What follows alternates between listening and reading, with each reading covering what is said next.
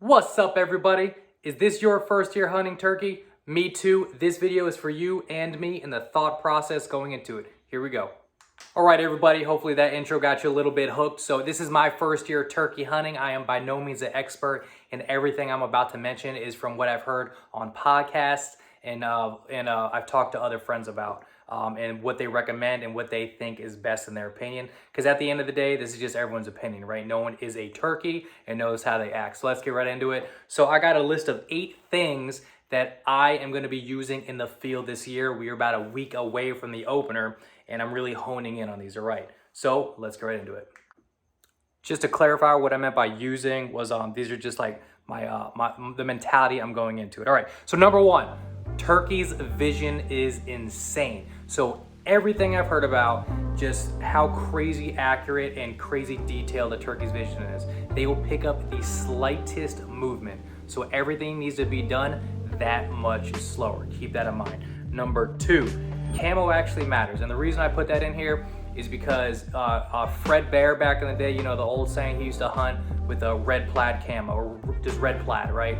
So not for turkey. Your camo actually matters, and you want to try to get it as disrupted as possible, all right, with your background. Okay, number 3, get in spot early.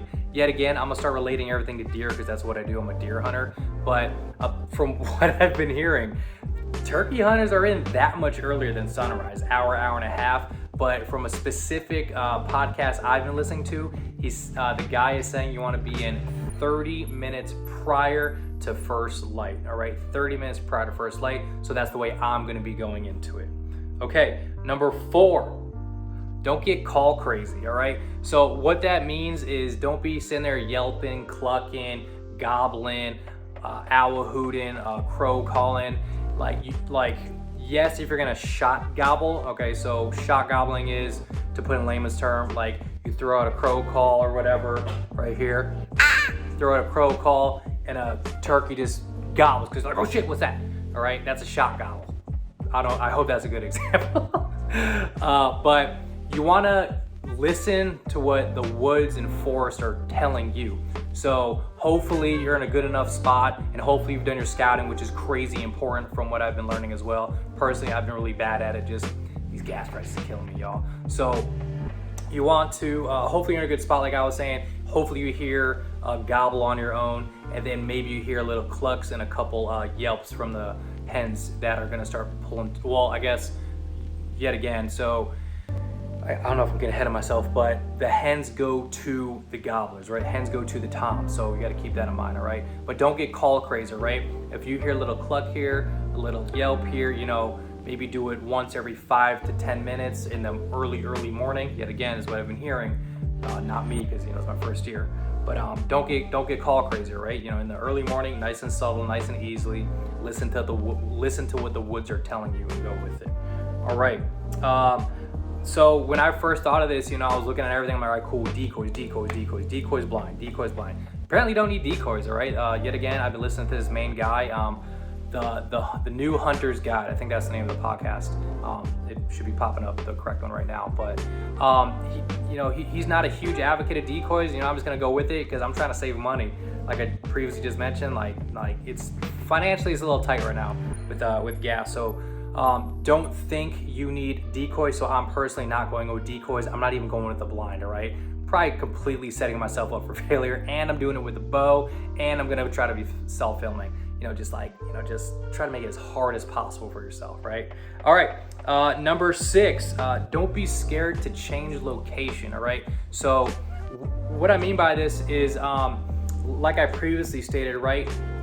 Hens go towards toms. So if you hear a gobble 100, 150 yards away, and remember, this is all in your pre-scouting too, hopefully you catch them off the roost, but if you don't, if you hear a gobble in a location that you haven't been before, if you could figure out the terrain, don't be scared to move. Obviously you want to give it a little while. You can make your clucks and your yelps and purrs if you want to, whatever, and see if it starts to get closer. But if it seems like that tom is staying there, it's okay to move, you know. Or even you could try doing different yelps or clucks from different locations to make that tom think you are a bunch of different hens to try to actually pull him towards you. Maybe it'll work.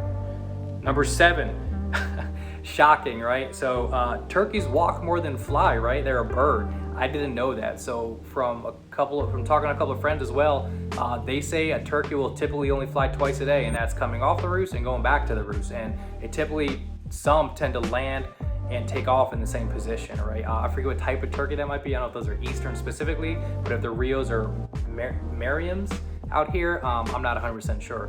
But yeah, so I didn't know that they are, more walkers and runners than flyers. And then on that note, apparently they sound like humans walking around. They're really loud, and you could mistake it as a guy or gal walking through the woods. So I haven't been in that situation yet. So when that happens, I guess I'll let you know. All right, and number 8, the last one, a Cluk and a Yelp are all you need. All right, so I'm personally going into the woods with a box call, which is able to, this is the Primos one. It's actually my buddy Ben's. Saving a lot of money just from friends. So, I mean, don't judge me on my call, but apparently all you need is like a little Cluk. Hopefully I can do this right. Little Cluk. That's it. Ooh, that was kind of good. Probably that's all you need.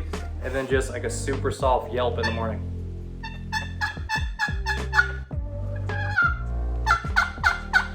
That's it. And you, like, yet again, what I've been hearing, you don't want to go crazy. Sometimes it'll just take, that's it.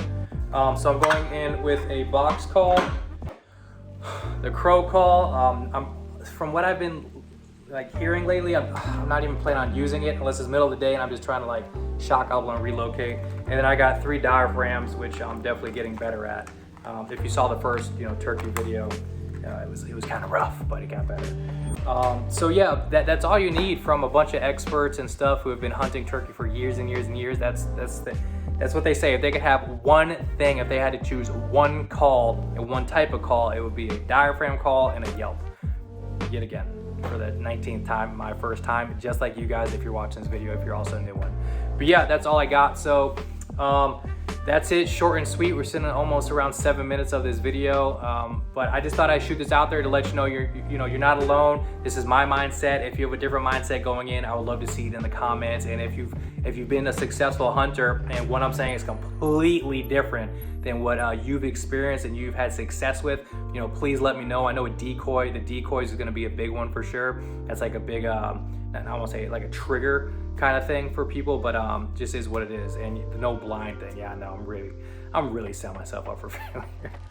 But hey guys, that's it. Thank you so much for watching. We're about a week away from the opener, and I hope you guys got your spots figured out, and I hope everyone's going to be successful on opening weekend. See you guys next time, and until then, happy gobbling. But a little, we're not. That's kind of embarrassing. We're just gonna end it. All right, bye.